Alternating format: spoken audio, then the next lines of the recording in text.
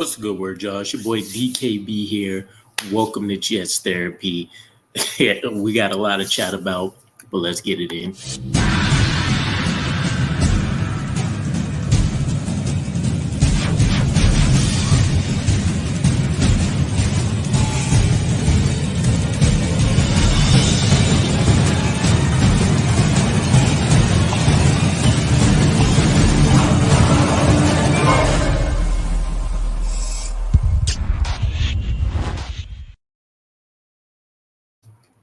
What's the good word, y'all? Once again, it's your boy DKB here.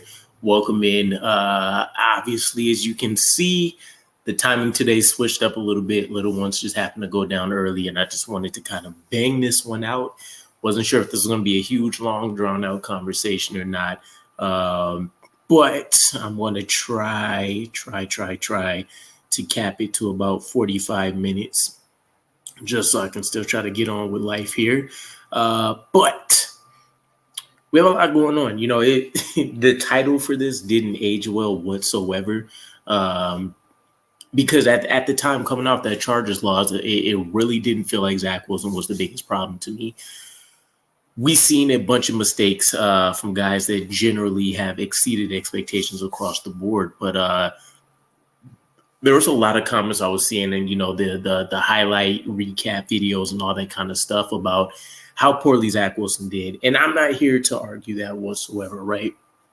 I think he did have a little slightly higher than a 60% completion percentage and all of that other good stuff. Another game with no turnovers. And I think he had about 57 pass attempts. So that in and of itself is huge progress. But obviously that's, not what we care about a ton. But it originally went from, Zach Wilson not being the biggest problem to suddenly we have the comments from Robert Saleh's press conference and him joining the Michael K show, which kind of changed a lot of that narrative for me. I'm going to keep it 100 with you guys.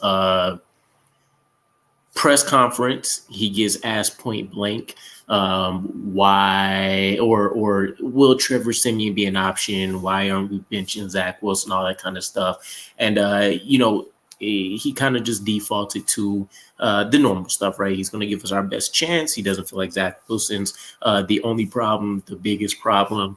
He needs improvements, but, they're comfortable with having him at the helm. And then you get the Michael K show, and he gets asked directly, you've benched Zach Wilson once for terrible performance. Why aren't you willing to do it again? We're seeing a similar situation, right? We exceeded expectations prior to the bye week. We're coming out of the bye week, and we're starting to look like we're going to flop or flounder our way out of the playoffs once again. And to be honest, what should be a gimme, right? You take a look at that schedule post-bye week, and a lot of us would expect to have a winning record from, that point on. So if he doesn't make the playoffs, for one, I'm kind of back in the same boat that I think Robert Saleh's at a high risk of being fired. Woody Johnson isn't going to settle once again, no matter the full promise of this team, for not making the playoffs again. And I think Robert Saleh's feeling that pressure. But back to the Michael K comments, he went from kind of his generic statements that, we really hate to hear, to him looking really, or sounding, I should say, really lost, flustered, and not even confident in the answer he gave them, which, I broke down in the video this morning, basically said, I plead the fifth, right? Didn't really want to dig himself into too much bigger of a hole, but that in and of itself spoke volumes to me, right? You've at that point, you have signaled to the team that there is a little bit of shaking confidence there in the coaching staff, right? Robert Saleh is the guy that I think, him being at the top of the totem pole, whether it's him just putting on a face for the media and stuff or not, I think this is actually just his coaching style and personality trait that he doesn't throw his guys under the bus, no matter how bad it is. If he does ultimately end up benching a guy or, whatever it is he wants to do, with the few examples we've seen, we at least generally get a pretty solid explanation of why they finally came to that decision, or why a guy may not be, getting a starting opportunity or more snaps, et cetera, et cetera. In this case, though, I think that blows the door wide open. I know from what I've seen, I believe we have until Saturday, if we do want to go ahead and have Trevor Siemian get bumped up from the practice squad. With that said, though, he's not going to get any first team reps this week. So even if that does ultimately become the case, you're still talking about a situation where Trevor Siemian will basically be playing a Joshua Dobbs type role. We've had him in the building for a couple weeks now. But I mean, ultimately, he's not going to be too familiar with playing with the likes of Garrett Wilson, Tyler Conklin. The offensive line that Trevor Siemian's playing with, you have to imagine, is in even worse shambles than what we're seeing Zach Wilson have to play with. So, interesting dilemma. If we back away from that, though, and we do jump back onto this original topic of Zach Wilson not being the biggest problem, I feel like it's an unusual situation where minus Breece Hall and minus Garrett Wilson, you can still look at every position on the Jets offense, and there's not really a saving grace there whatsoever, or players that you feel very confident in right now based on what we've seen. There's some silver linings. There's some guys I think have, strong potential. I still think aren't really being utilized as much as they should. But it's tough. I've been listening to people talking. I've been trying to rack my brain for, since we took that L about what the solution here is. And if we were going to have one, it was going to be at the quarterback position, to be honest. And the Joshua Dobbs signing, it looks like a stake in the heart right now. It doesn't get too much more worse than that for us, right? You have Joshua Dobbs, who has almost zero familiarity with any of his new teammates. He can go out there and get a victory, for a brand new team. You have, even if you want to take a look back to last year, you have 49ers Mr. Irrelevant pick. He's able to go out there and help his team excel. He's Mr. Irrelevant for a reason, right? And whenever they take an L, people love to bring that up with Purdy. But still, it's very frustrating that it feels like no matter what we do, we invest in, highly drafted quarterbacks. We go out there and get, the headlining free agency signings at quarterback. We try, day 2, day 3 guys, et cetera, et cetera. We can't find a way to make this thing work. And it makes me think, to be honest, our coaching staffs really aren't as great as, the resumes that they built coming in. But I don't think that's the case. I really do believe Zach Wilson is a pretty significant problem. But then you're also talking about because he's so bad, he's making everybody else look even worse. And so I do think you do have some pieces, right? You have, again, Garrett Wilson. When you take a look at the rest of that wide receiver room, though, I think you have no choice, since Aaron Rodgers isn't, at the helm. You have no choice but to put your faith in those undrafted free agent guys. And to be honest, until I took a look at the roster again, I didn't realize that, the majority of our wide receiver room, outside of the original starters, they are undrafted free agents. Xavier Gibson, Irvin Charles, Jason Brownlee, and then if I remember correctly, Alan Lazard himself was an undrafted free agent that just happened to work the friendship angle with Aaron Rodgers, is really the best way I can put it, because it's not like he's excelled outside of one solid, maybe slightly above average season with Aaron Rodgers. And maybe he was wide receiver 3 or wide receiver 4 at that point. So, take that with a grain of salt. You take a look at the tight end room. To be fair, that's probably the one that should give us the most excitement, right? Tyler Conklin, a sneaky top 10 guy at his position. Jeremy Ruckert, one of the best blocking tight ends in the league. I love what I see on tape in terms of the untapped receiving potential. You see him lighting dudes up with his route running. You see him generally making the most of his opportunities when he's able to go out there and catch the ball. But he's just not really a heavily factored in component to that offense, which is trash. And then you have CJ. Not even going to really worry about him. CJ has been stressful since we signed him.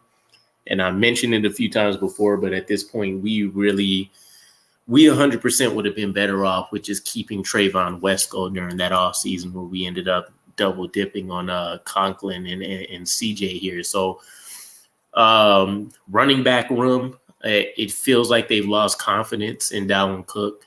They've lost confidence in Michael Carter. Michael Carter's probably lost confidence in himself. He can't seem to catch the ball for anything these days, or maybe he's taking tips from CJ. I don't know. CJ and Allen Lazard, they're just, transferring the Butterfingers all over this roster. And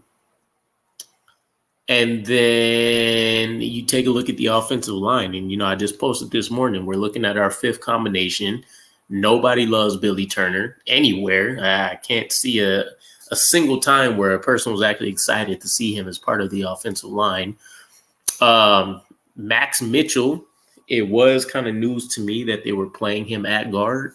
I was actually covering this particular offseason pretty heavily with daily, updates as they were having their practices, and I can't recall him ever speaking about anything with him playing guard. So I don't know. Robert Saleh said they, kind of did that as an emergency plan, I guess, but he's not really suited to be a guard. So he's playing out of position. He's essentially going to be the offensive version of like Michael Clemens at this point is what I feel like. It's rough. It is really, really rough thinking about it. And I still think that we can pull out a victory against the Raiders somehow. But again, I've touched on it. I'm very concerned about the reinvigorated energy they have with Antonio Pierce at the helm. You see how they're, celebrating up in the locker room, cigars. They got, I think it was the team president, if not the owner or something like that, in the locker room with them going crazy. You would have thought that they just won a playoff game. So you can't take anything for granted with this particular team. And a lot of us, it's trash. It's trash because we do have, and I got to actually check where we rank, but the eyeball test tells me that we have at the minimal a top 10 special teams unit. And we have a top 5 defense, and they're both going to waste because, you're wearing out the leg from your punter. Your kicker obviously is getting a lot of run because you can't score any touchdowns. The return unit, they're only going to be able to do so much. I mean, if you're averaging, 8, 9, 10 punts a game, I would expect that, over the course of, the 18 game season, 18-week season, 17 games, you're talking about well over 100 opportunities. Somebody's bound to get one, especially as the game, breaks out later on. It's rough, guys. It is definitely rough right now. Wild Way, what's the good word, Mob G? I wish Zach could prove us wrong. Yeah, you know what? I heard a lot of people too stating that a lot of people thought that we didn't make a move at the trade deadline because we had false hope after, I think, we were on a maybe we already had the 3 wins. Either way, we were on a winning streak going into the trade deadline, and the narrative that I keep seeing people push is that lured us into another false sense of hope about us being able to, kind of deal with the rest of the season and not crumple to pieces. I don't think that was the case whatsoever. I think realistically, Joshua Dobbs is the best example for, the conspiracy out there that Robert Saleh and the Zach Wilson decision isn't up to him, right?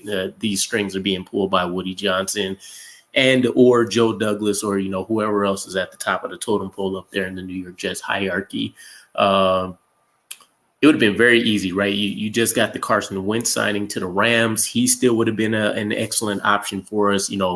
Most of the backup options that we talked about during the offseason, or at least very early into the regular season as well, were still options that were present for sure going into the trade deadline, and we made no moves. So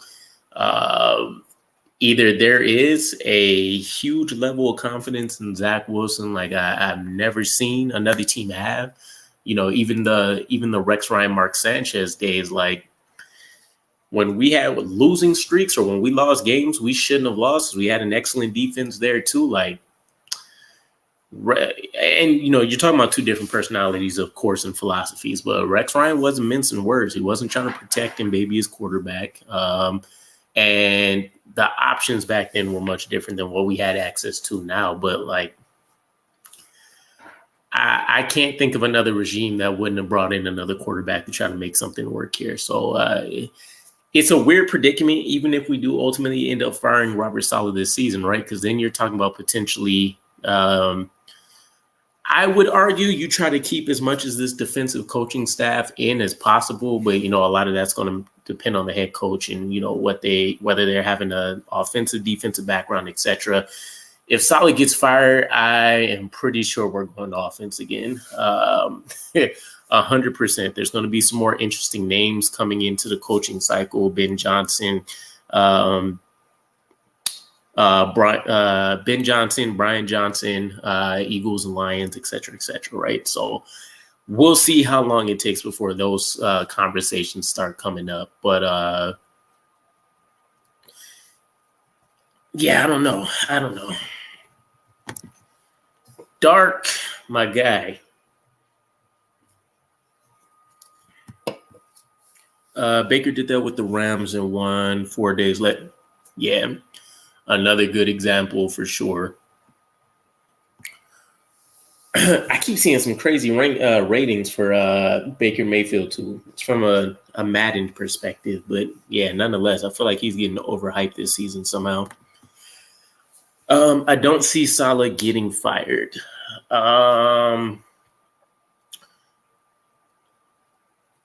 That's crazy. Okay, if we miss the playoffs again,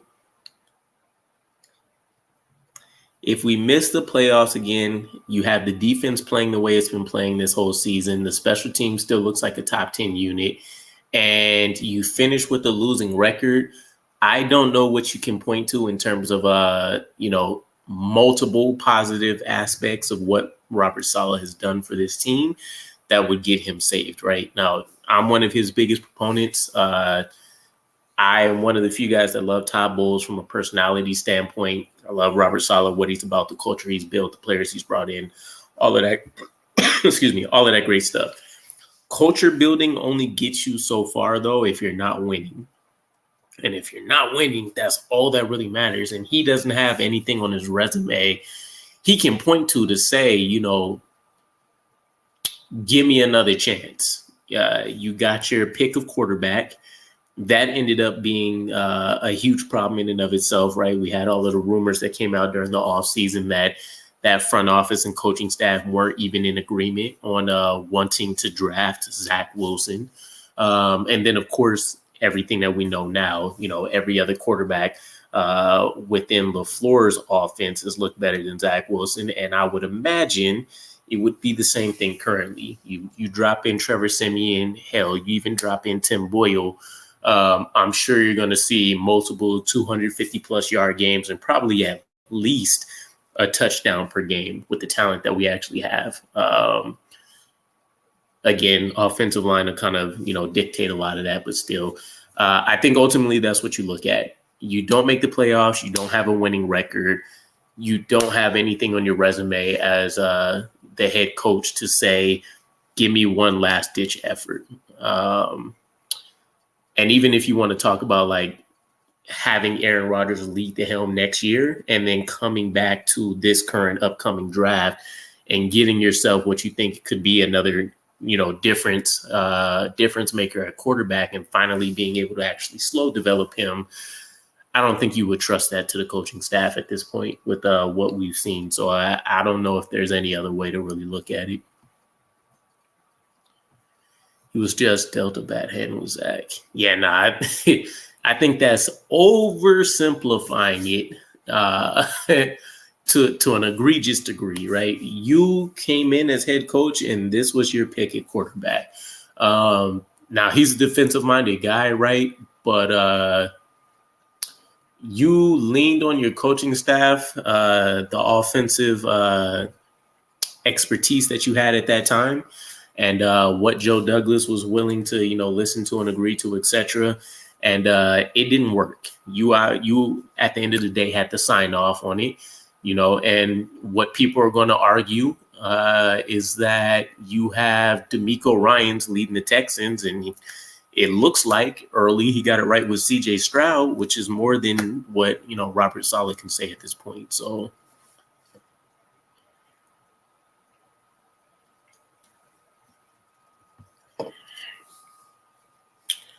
I'm sure they're guaranteed a spot there next year since Rodgers went down. If we didn't win early on and give ourselves a chance to actually be in the playoffs, I would agree with you. But seeing that we were in control of our destiny, and we still kind of are right now.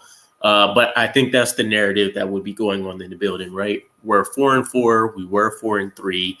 We have a chance to essentially vault ourselves into a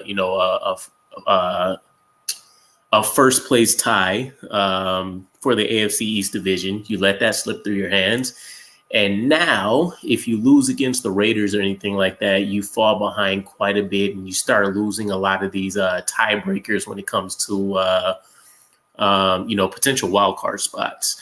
And the narrative is going to be we were in control of our destiny. We lost it due to Zach Wilson, which was your pick at quarterback. And regardless of us bringing in Aaron Rodgers and the freak injury that happened to him, you still had other chances you could have made to turn this around. Bench Zach Wilson, bring in a quarterback, play a backup, whatever. So we'll see how it ultimately pans out, but I would just keep in mind, and it's something I think about when it does come to Robert Saleh, is that Woody Johnson is very fickle. A lot of our fan base is pissed with Robert Saleh right now. They're pissed with Zach Wilson, and Woody Johnson is going to feel that and probably base. He's more of an emotional guy, outside looking in. That's just the way it feels. He's going to base his decisions off of emotion, and I think he'll ultimately have no choice but to end up letting Robert Saleh go. I mean, from his perspective, too, I can't say it'd be the worst decision. Objectively looking at it, right? Let's say we do lose, we do fire Robert Saleh. You do still have Aaron Rodgers. He, makes a commitment after joining the head coach search that he will still stay with the team at least for another year. And then you do bring in a Ben Johnson or a Brian Johnson or whoever your favorite offensive-minded coach is, or they do want to promote Nathaniel Hackett or, anything like that. Then you kind of feel like you have some consistency there in terms of transferring from one staff to the next, right? So I don't know. It's gonna be a wild ride with a lot of moving parts.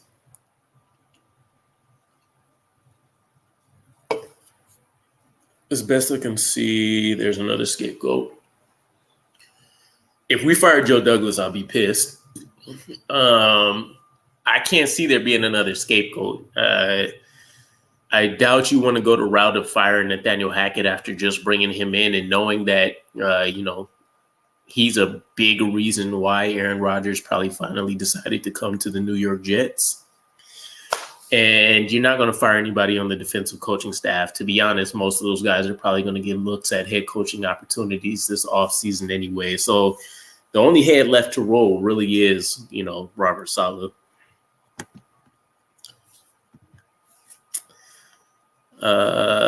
These wide receivers got butter hands, except Gibson. He can catch. Don't know why we don't use. Yeah. It's interesting though, because with Zach Wilson, you haven't seen him excel with a lot of the smaller size wide receivers, right? Even guys like CJ and Garrett with, crazy hops or, length catch radiuses, he tends to sell passes on those guys all day long. So if he's connecting with Xavier Gibson consistently, I would expect that just means overall he's having a great day in terms of throwing the ball and accuracy. But he's not great, right? You don't see him being proficient at using slot wide receivers, and of course, he's not a great guy throwing outside of the boundaries. So yeah, it's one of those things I brought up a bunch of times for why it didn't make sense to me that we would go out there and try to get like a Hunter Renfrow or somebody. Zach Wilson isn't going to be able to take advantage of them. So I do like Xavier Gibson quite a bit. He's everything I would imagine that we wanted Xavier Gibson to be, right? Small, shifty, not just quick, but he's fast.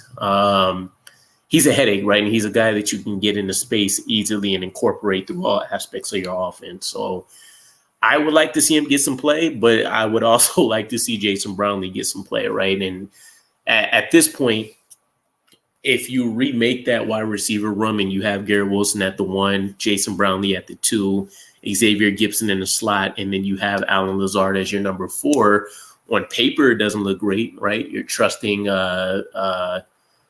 what was the stat I seen between the 3 undrafted free agents and then like Irvin Charles included and all of that. They only have, maybe 5 or 6 catches now after Xavier Gibson's game, but they have less than 10 catches as a collective, right? And then you have Garrett Wilson, who's only heading into year 2. So you have to be putting an extreme amount of faith in them.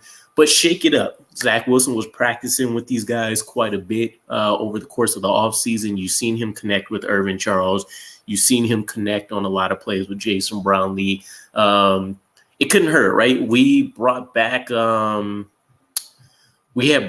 Berrios on that extension, mainly because the chemistry that we saw between him and Zach Wilson. So maybe you can find that same, kind of experience and maybe bring something out of Zach Wilson.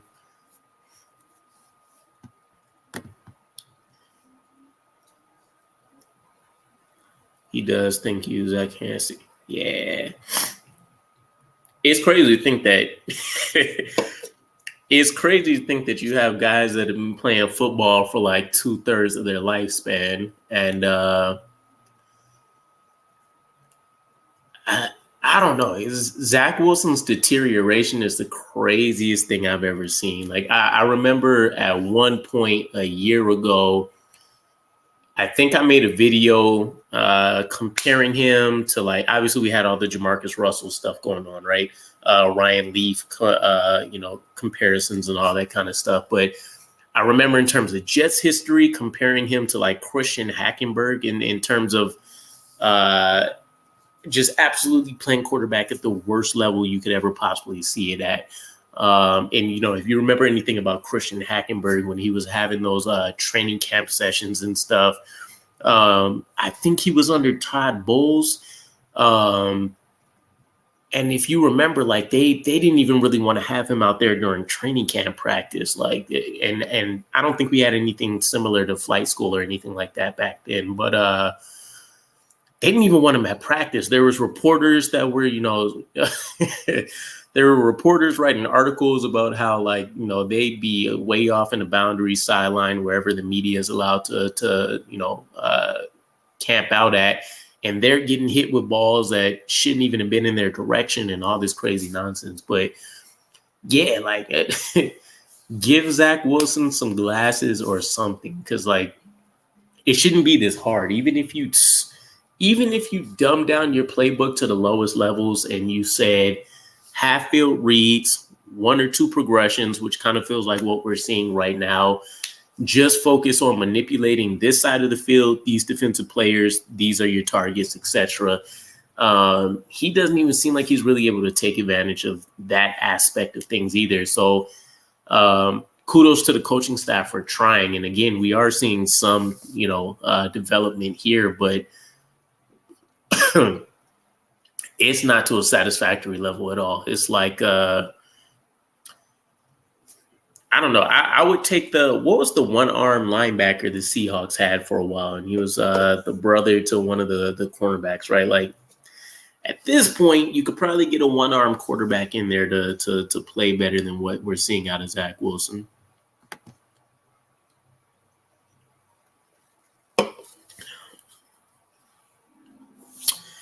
What was your perspective on last game, Zach or the O-line?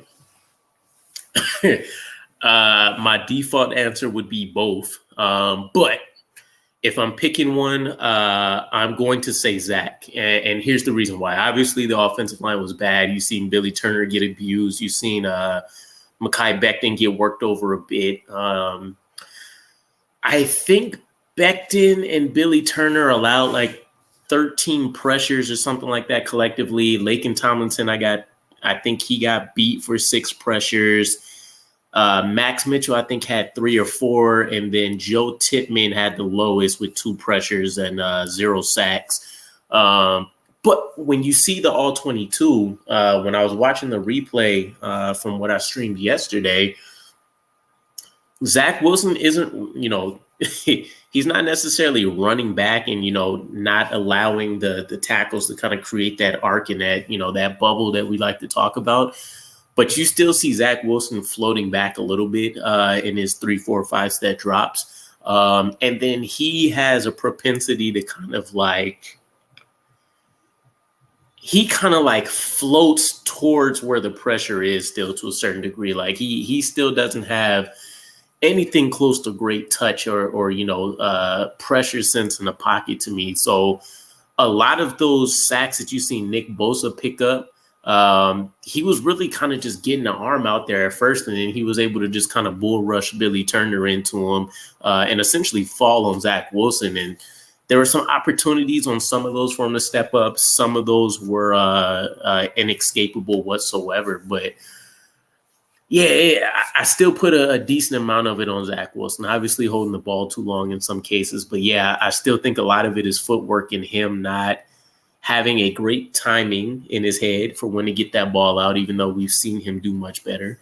And then him just kind of floating around in the pocket. It's not really him skillfully maneuvering around, which is weird because I do think he's a great escape artist. But yeah, he doesn't skillfully maneuver the pocket is the best way I can put it. He just kind of floats around and then he'll get lucky to a certain degree or on a lot of those, runs that, he ends up getting away with. Like the video. Appreciate you, my guy. The Jets know they need another top wide receiver. They tried to trade for one, and they scouted Marvin Harrison Jr. for multiple games. Ooh! That's tough. I haven't heard about that. I do know that I don't remember if it said that we sent a representative or if Joe Douglas himself showed up, but I know when Ohio State played whoever the other big team was, I do know it said that we sent somebody, right? And it might have just been a representative. But I don't see that in the cards, right? We're not trading up to the first round pick, or we're not trading up to the number 1 pick, which is where I think Marvin's ultimately going. And he's not going to fall anywhere to where we can trade up for him. So I don't think that'll happen. But I do know the trade deadline, we had a lot of rumors. I think the big names were that we called into the Bengals about T. Higgins. We called into the Raiders about Devontae Adams. And there was a third name. We reached out to, I want to say it was the Chargers about Mike Williams or something like that. But yeah, I think ultimately, and we heard Robert Saleh talk about it again at the press conference yesterday, him having a conversation with Alan Lazard, basically about things not being good enough, keep your head high, all that good stuff. Basically, he's failing expectations and we don't really have any other answers to turn to, or at least not that they're willing to bet on. And I think it was a smart move. I'm curious what the difference in compensation that everybody was looking at was. Because, T. Higgins, he's probably going to be at the lowest, a day 2 pick. Devontae Adams is obviously probably going to be nothing lower than a day 2 pick. And then with, who was the other guy I said? Mike Williams. Probably the same thing, right? And they're already low in that department. I think we only have our first and our third round pick, and then a bunch of day 3 selections. So it was going to be tough to pull anything like that out. And even if we traded our first rounder for Devontae Adams, I would have been pissed because there's a lot of great tackle options and stuff coming out this year. But just in general, the way our offense is set up right now, and especially that offensive line, mostly due to injuries, keep that first round pick, keep your options open. I mean, you don't have to throw in the cards for this season, but you definitely need to make sure you're continuing that long-term plan. Who was the O-line player you wanted to come up from the practice squad the other day? Jason Poe. He was the guard that we picked up from the 49ers when they let him go. Still a guy that I think would come in and kind of have a Nick Herbert type season for us. I really like what I've seen from his tape. What he's probably struggling with, I would imagine, is probably going to be the footwork that we're going to ask him to do and stuff like that, right? A little bit more of a heavier guy. He's not a seamless fit, but he's played in the 49ers offense, so, it's not like it's a far-fetched idea. I put 75% on Zach, maybe 80%. There's a good portion that lies with him, 100%. And I think the conversation a lot of people are focusing on, or at least from like a numbers standpoint visually, right? Everybody's thinking like, imagine a pie chart and we say Zach Wilson is 80% of the problem. And then people are, trying to fit, 30 other players into the 20%. It's not really like that. It's more so like Zach Wilson's 80%. And then you might give everybody not named Garrett Wilson in the wide receiver group, 70% of the blame. So it's not out of 100. It's just more so who's contributing the most to a lot of these issues that we're experiencing. Did you see the interview when Saleh said he pleads the fifth for guard? Yeah, 100%. Yeah, I chatted about that a little bit ago. It blows my mind. And this is where I knew things were getting bad, because every head coach that we've had in the last, 10 to 15 years, we've gotten to a point where our offense is so bad that they just, their brain shuts down and they inexplicably say or do something that's utterly ridiculous. And so to go from Zach Wilson's our quarterback, he's improving, he still knows he needs to do better, but the team needs to help him out, to, hey, why don't you bench him, give somebody else a chance? And, he kind of washes his hands of it. Hey, I plead the fifth. I got nothing for you guys. You got me. My hands are tied here. Don't think we were at the Ohio State games for MHJ. Yeah, Tigo, I think we were. I tried to find the article slickly off to the side. But yeah, I'm pretty sure we sent a representative, because I think there were some other names we were interested in. I know there was like another highly rated cornerback. I think his name was like Penix or something like that. Hold on, I'll be right back.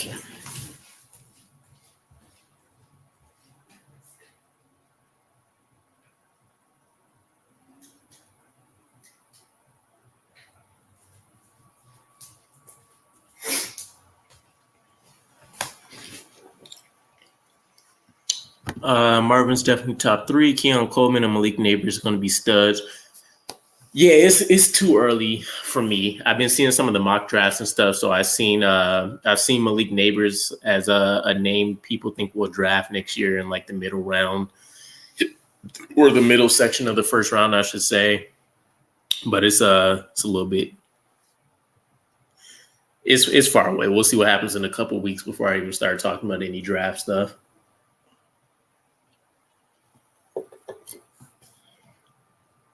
think we were. Let me check. We should just sign Mike Evans instead of trading any of our picks.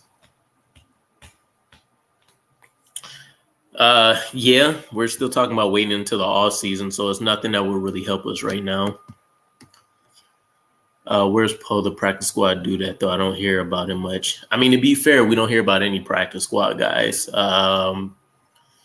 We heard about Roger Saffold today just because people expect him to obviously be a starter on this offensive line. A lot of people still remember that huge tackle, Ryan Swoboda, that we signed, and we cut him, like 2.5 months ago.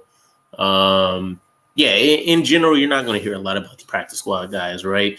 I think even the media really forgot about them. And I don't know, you're still talking about a guy that, got some decent playing time on an offense that has been doing particularly well. So Egbuka, wide receiver, JT Tuamalu, the edge guy, Michael Hall, interior, Trey Henderson, running back, Eichenberg, the linebacker. Tons of Ohio State kids suggest would be very, yeah.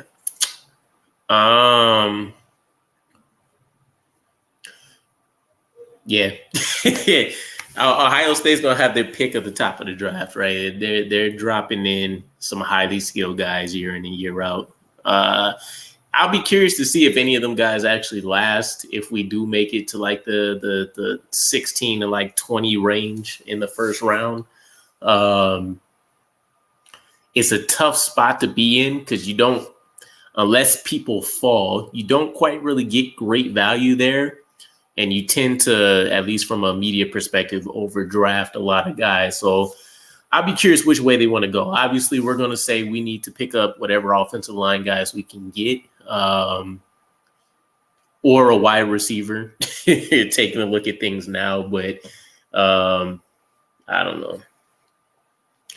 Feels like there's a ton of things that we need help with for as much improvement as we've made to trying to upgrade the roster. I don't see Mike Evans signing here. He's already a Super Bowl winner, no taxes. Plus, he's been with Tampa his whole Hall of Fame career. Yeah. I think the only reason that narrative has changed, though, is because they've actually been able to go out there and win more games than expected. I think people expected Baker Mayfield to fall flat on his face. And to be honest, Mike Evans was a pretty significant trade prospect right up until, the last minutes of the trade deadline.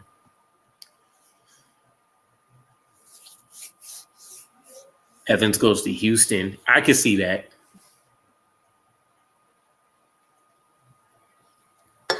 I could 100% see that. You pretty much know with a lot of the defensive-minded head coaches, especially in like that first year or two, they're going to end up kind of doubling back and going heavy on offense once they get that first year out the way.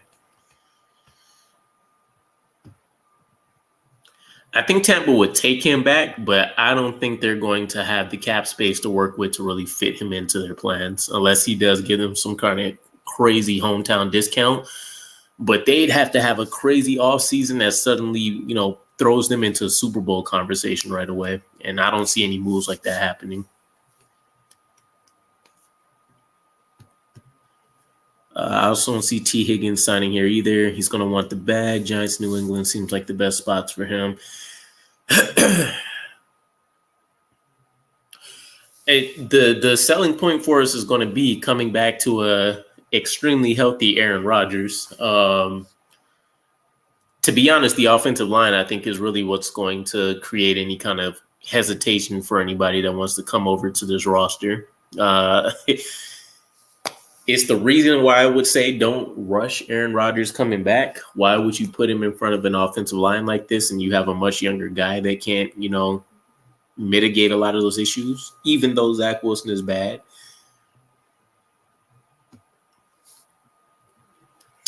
I thought Higgins – wait. T. Higgins, he was the second-round guy. So, yeah, he doesn't have that fifth-year option. Oh, he played out his final year, right? He didn't get tagged already. I was thinking he already got hit with the tag once. He might have 2 firsts when Huff signs elsewhere. Nah, again, a lot of this will probably depend on what's happening with Robert Saleh, but right now I'm hard pressed to imagine that Bryce Huff is going anywhere.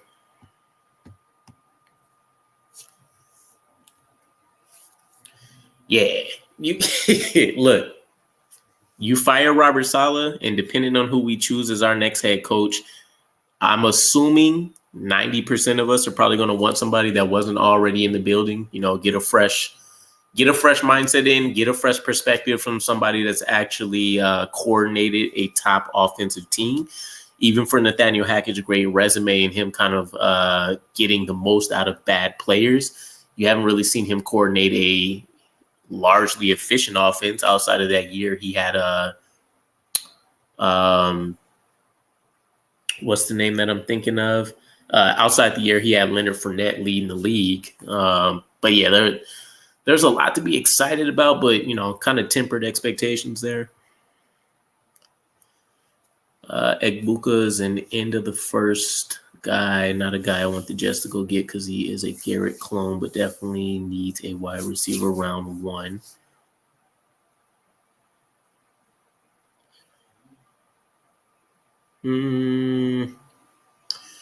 So Tigo, you would take a wide receiver over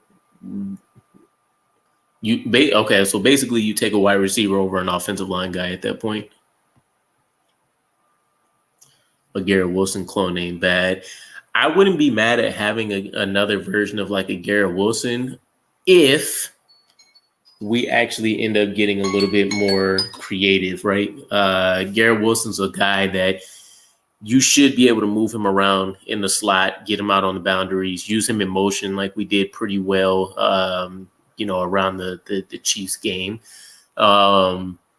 You should be able to do a lot more with him than what we're currently doing. So that's very frustrating. So bringing in a guy, similar talents and abilities doesn't really get me too hyped up. You have to diversify your So you have a speed threat in Xavier Gibson, but we don't use him enough to really say that we can send him deep or how we really want to use him just yet. But you have a speed threat. You have an all-around elite wide receiver in Garrett Wilson, and then you have big body guys, but you don't have anybody that can actually take advantage of that big body. So Alan Lazard should have been that guy just based on what the expected role was and obviously the contract we gave him. But the best we could hope for now would be for a Jason Brownlee or an Irvin Charles to somehow become that guy. But that's the reason that I wanted Drake London over a guy like Garrett Wilson originally too. Give me a guy that can win consistently on the boundary, and then we can figure out somebody else that can, do their damage inside, outside, and whatever else. If Rodgers comes back this season, he's going to get injured again. You know what's funny? I was thinking about it when I was checking out the Chargers all 22 yesterday. I haven't seen the offensive line try to do those cut blocks since Aaron Rodgers went down during that game, which I think speaks volumes. I know Aaron Rodgers ultimately said he was comfortable with that, play and what the offensive tackles were doing and all that kind of stuff. But it is interesting to me that suddenly you don't see that anymore. It's still bizarre to think about what our season could have been.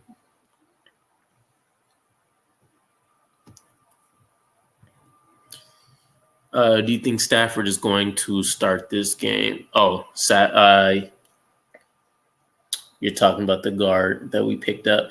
No, Robert Saleh said during this press conference that they were going to give Saffold another week to kind of get acclimated, and he understands the playbook and all that kind of stuff, but basically they want to give him more time to get into football shape is what Robert Saleh said. So we won't see him until after the Raiders game, unless they change their minds for some reason. Get the ball out quickly, plus his decision-making is a lot faster. Yeah, true, but that only mitigates so much. If you have Billy Turner just letting people walk right into your lap and stuff, that's a problem. Getting the ball out quick, it mitigates a lot of issues, but it doesn't solve everything.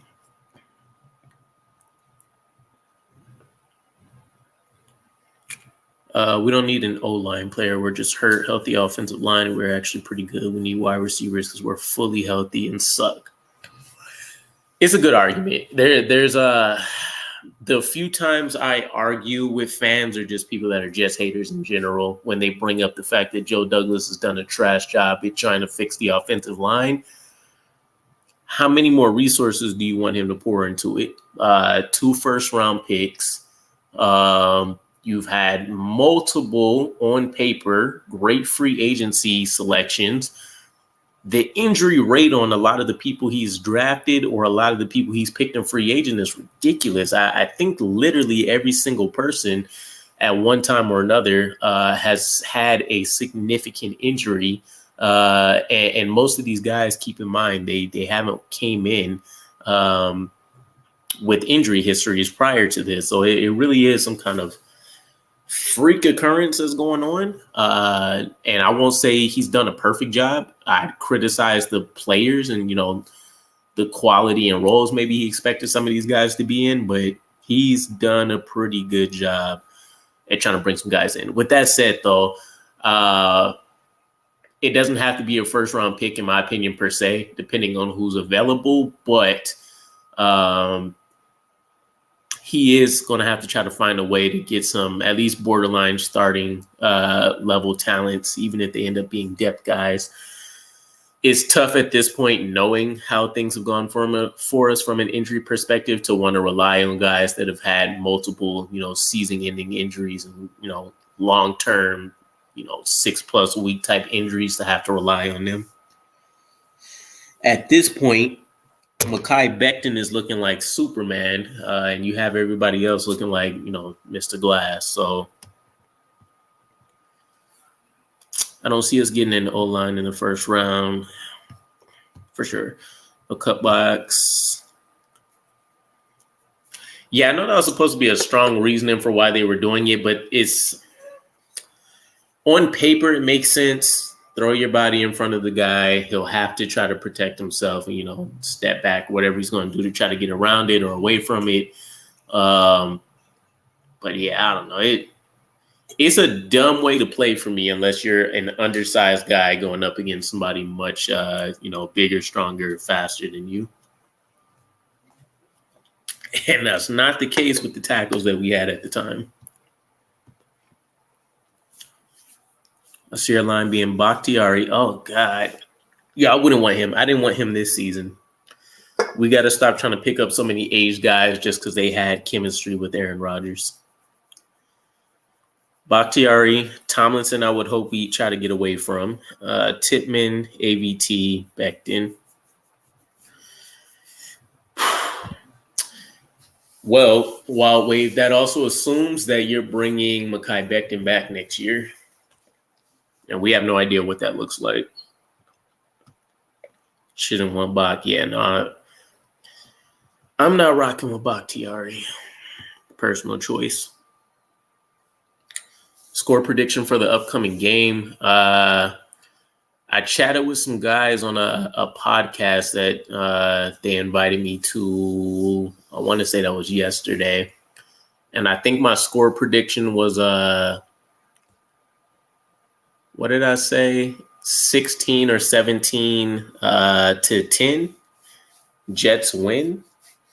But I got to think about it again. I got to think about some of the matchups that are there on paper. And then, of course, some of the intangible stuff that I talked about before, like the Raiders kind of having this new reinvigorated spirit. They do still have some pretty solid pieces across the board. We're coming off one of our worst performances, team morale, all those kind of things that we won't necessarily, think about from a talent perspective. But I would probably say 16-10 is the safe bet. I don't trust this offense to put up anything more than, 14 points in general. So even if we're winning these, next couple games or whatever the case is, I expect them all to be pretty low-scoring games. Dude is drafted an O-line player every year and signed an O-line player every year. Yeah. It's crazy. I'm still not sure if I'm going to do a video on it, just recapping how much Joe Douglas is actually invested in this offensive line. I don't know if people would care that much either way. But yeah, he's done so much. And this is what makes me think that maybe the turf conversation needs to be taken much more seriously, because the injury rate for offensive line is ridiculous. I'm pretty sure if somebody's paying attention, it's got to be close to some kind of historical record for the amount of games we've had like starting level talent miss. I'm sure Rodgers wants his guy. If anything, we can just get a right tackle. I wouldn't look. Rodgers isn't a GM. He's not a head coach. Yes, we would like him to come in here, win us a Super Bowl and all that kind of stuff. But you got to have a sour taste in your mouth. We've already brought in a number of your guys, and every single one of them are underperforming. And it's not like you're talking about a guy on the rise. You're talking about a guy over the age of 30. He's coming off of some more injuries. It's not a lot of positives to look at other than, hey, he's your best friend. Hasn't been healthy in a million years. Exactly.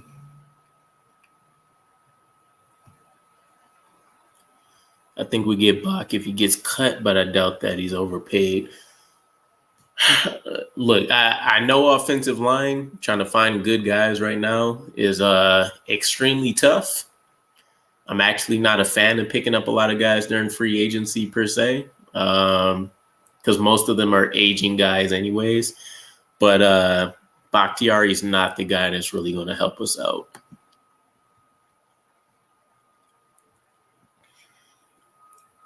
Yeah. Also, yeah.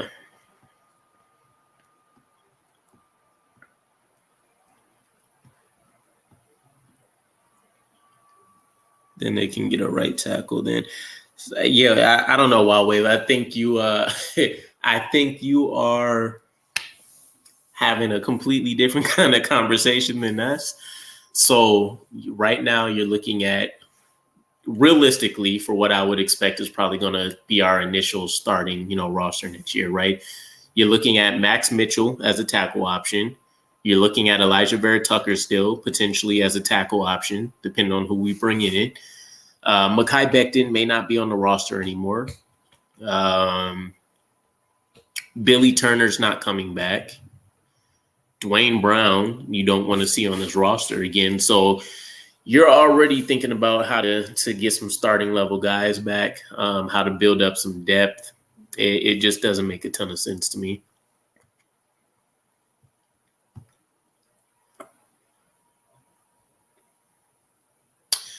We I can't remember. Did we decline his 5th-year option already? Let me double check.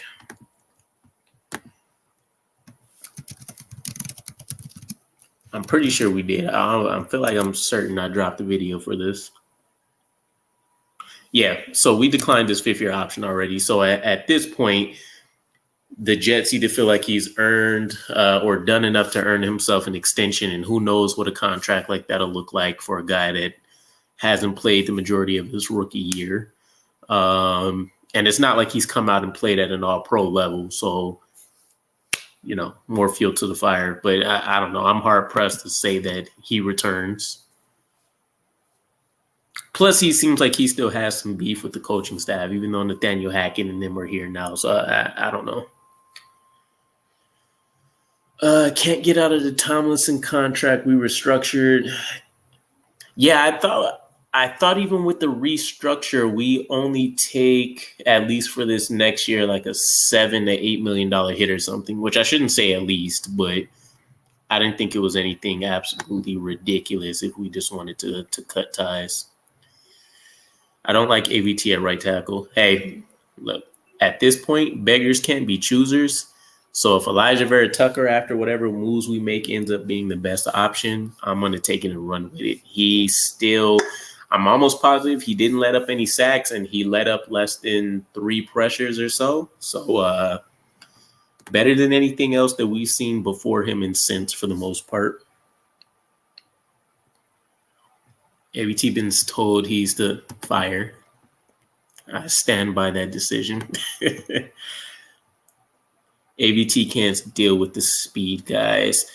Look, Tigo has a point here. Becton does terrible against speed guys, right? Before we really wanted to anoint Bryce Huff as that guy, keep in mind, Bryce Huff was destroying him during offseason practices. So was Carl Lawson. And Carl Lawson's a little bit more of a finesse guy, but he's kind of your do-it-all type edge rusher. He was getting beat by some guys he shouldn't have got beaten by. Even some of the who was the Pittsburgh edge guy that I liked that we had brought in, but I didn't think he was going to do anything. I can't remember his name right now, but we picked him up as an undrafted. Look, basically, Mekhi Becton was getting beat by a lot of people.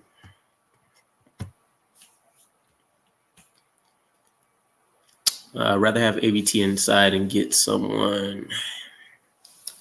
Again, beggars can't be choosers. A lot of people can do a ton worse than Elijah Vera Tucker.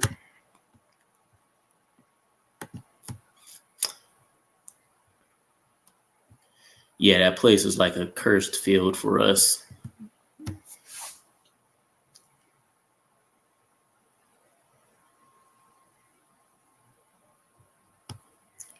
Better at guard.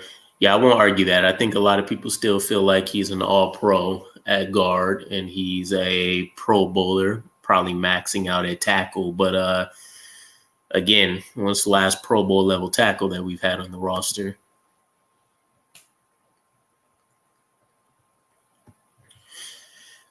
We had our most efficient and best weeks having AVT and Mekhi Becton as tackles, for what it's worth. Becton on the tag, Tomlinson, because you're not going to move on from the contract, Tippmann, Mitchell, a free agent draft pick at right guard, and AVT at right tackle. My hope would be that Jason Poe develops into something behind the scenes for next year. But if not, then yeah, I think you're taking a look at a free agency pick to what the points me and Tigo mentioned before earlier. Joe Douglas tends to double down. He's going to get somebody in free agency. He's going to get somebody in the draft. So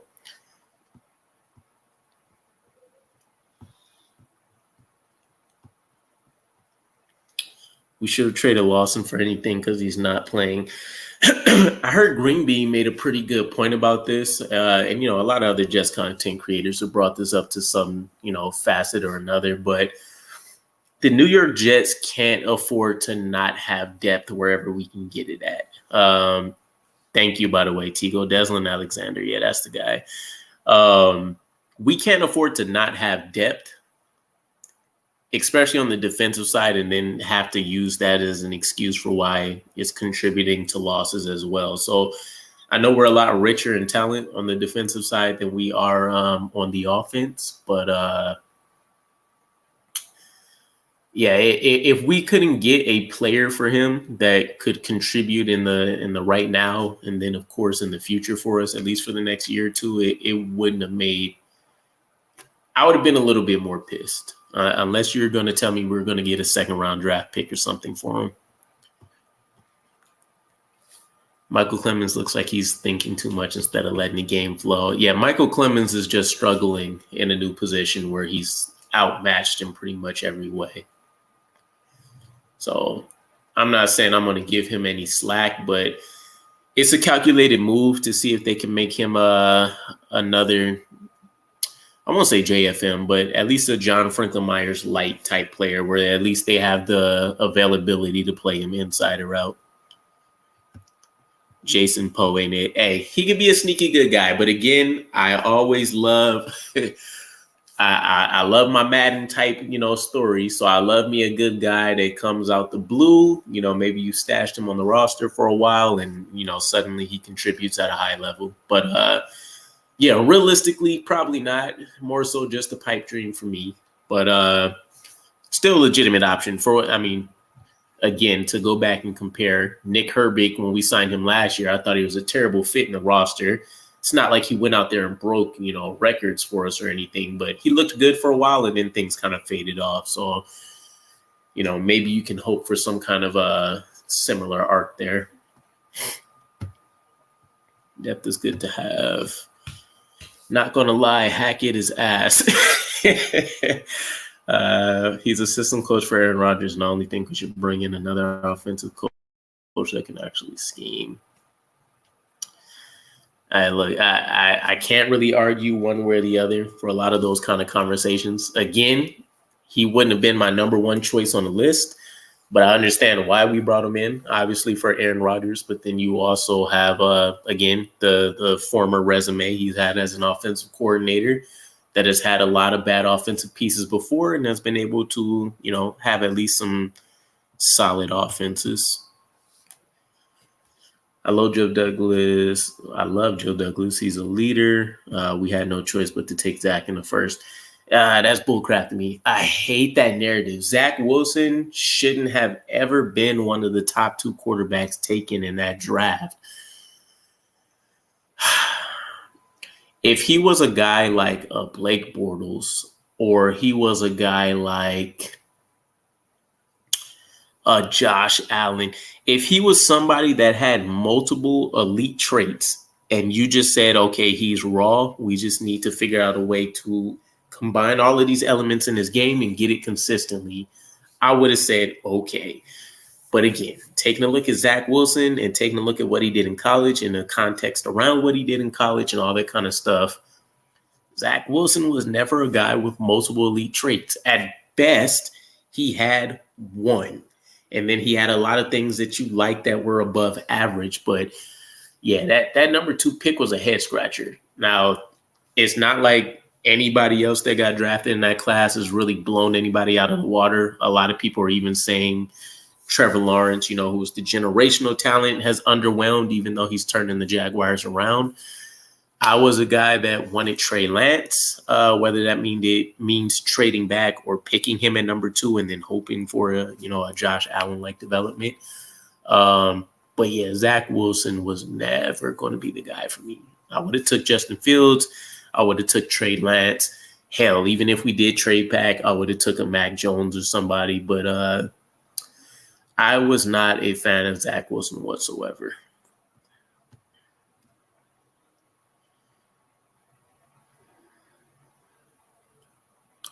A lot of teams tried to trade up for him. I never got those storylines. If that's the case, if that's true, and we'll probably never know, but if that's reality, then Joe Douglas dropped the ball there. I would have took the entire future of whatever team was willing and dumb enough to try to trade up, and we called it a day. With that said, though, I do also think that there was potential there. And we did actually screw him up. Zach Wilson is a guy that, obviously hindsight's 2020, but from what we've seen these last few years, the man has a brittle spirit. Zach Wilson has a very brittle, childlike mentality, and he's not a guy that's going to bounce back from a lot of these criticisms and what we've seen him consistently play like.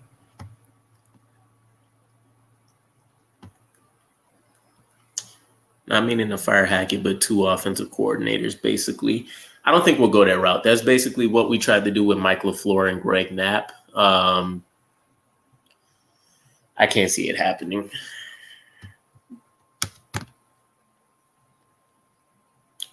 We could have had the OT from the Lions or Micah Parsons. Lions OT. Let me see who you are talking about, sir. You're talking about during draft day. Penei Sewell.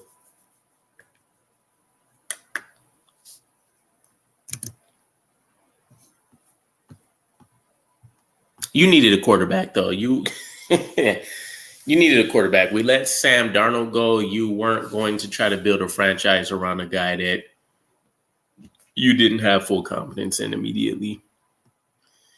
The media forced us to take Zach, basically. I would have. Yeah, look, I won't go that far either. If the media influenced us drafting Zach Wilson, though, that's nuts. But that doesn't strike me as what Joe Douglas would have did. I think, honestly speaking, I don't think Zach was the next highest rated quarterback on our board. I think, and again, this is kind of going into a lot of those, rumors we heard about the team not being on the same page about who to take. I think whatever happened, Mike LaFleur or I don't know. I wish in the rumor we would have got who the next quarterback or who the conversation between would have been. But whoever ultimately pulled the plug on drafting Zach Wilson, the opposite party wasn't going to be happy. So, I think Joe Douglas probably leaned on Mike LaFleur. Robert Saleh obviously is going to lean on Mike LaFleur because he's treating the offensive coordinator as the head coach for the offense. And I'm sure they probably realized immediately that they messed up. Didn't have a strong backup option in the building for him. They've already gotten through a couple of practices, and then, you see him playing probably like trash. And at that point, it's too late to, try to pivot to anything else.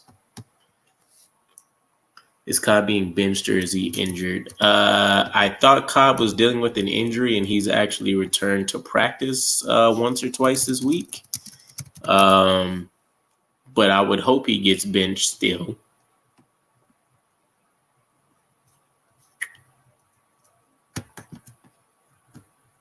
Let me see something. Yeah, because he didn't have an injury designation officially when we came out with our inactive list for the Chargers game. So he must be healthy now, and we just really didn't want to play him. He's getting that Carl Lawson treatment, which is not a bad thing whatsoever. I'm going to give it a couple more minutes, though, and then I'm going to wrap up so I can finish getting this house done and do the kid thing, make sure everybody's good. We need Poet from the practice squad ASAP. Yeah, I would love to just check out what he has. It couldn't hurt. I mean, you might as well tap into somebody that's already on the roster, already been familiar with everything. I think it's at least worth mentioning that he stayed on the practice squad this entire time. They haven't moved him, so they obviously like enough about the guy. And again, you had the freaky Ryan Swoboda tackle dude. What was he, like 6'7", 280-ish pounds or something crazy like that. Peace out, Huawei. Appreciate you coming through, my man. Yeah, we had the crazy freaky, Zach Kuntz, the tackle version of Zach Kuntz out there on the practice squad, and we let him go pretty early. So I think there's something there in Jason Poe. Again, it's a long shot because you're on the practice squad for a reason. You got let go by the 49ers for a reason. But it couldn't hurt, right? It's the same conversation we're having with, Zach Wilson, that we're having with the Randall Cobbs, that we're having with the CJ Uzamas. If you're literally one of the worst ranking guys on your team, you can only go up from there. So why not give somebody else a shot, right? So, sit Billy Turner down, move up a guy like Jason Poe, put Max Mitchell back at right tackle, see how it works. I keep seeing on Google, did Aaron Rodgers really leave the team and go back to the Packers bed? And Rodgers go back, please, old team elite Jets. I see it on Google because they're not using them for. No, I haven't seen anything like that. I haven't seen anything like that. I'd have to check that out tonight when I'm working on my video for tomorrow if I drop one. That is interesting. But yeah, yeah, I don't know. I haven't heard anything of the sort. Everything that I've seen regarding Aaron Rodgers has been around his recovery and if he'll actually come back and play this season. You know, him not trying to let the locker room fracture, all that kind of stuff.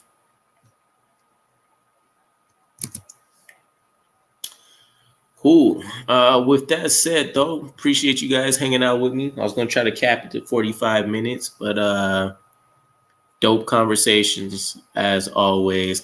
Again, I'm thinking about trying to move this to the weekends at some point. I feel like that might be a little bit better for people. Plus, I won't have to die trying to stay up for an hour or so after work and after dealing with the kids and then stream and, all that good stuff. But yeah, I don't know. To be figured out. Either way, though, appreciate you guys coming through, getting some of this Jets therapy.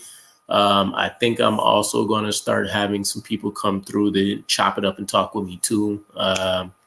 Gino, maybe Tigo. I didn't think he'd be up this late, though. I know he ain't another family man. But yeah, we'll see what's up. Either way, though, you guys enjoy the rest of your night or your early mornings if you're on the East Coast, and I'll catch you guys again.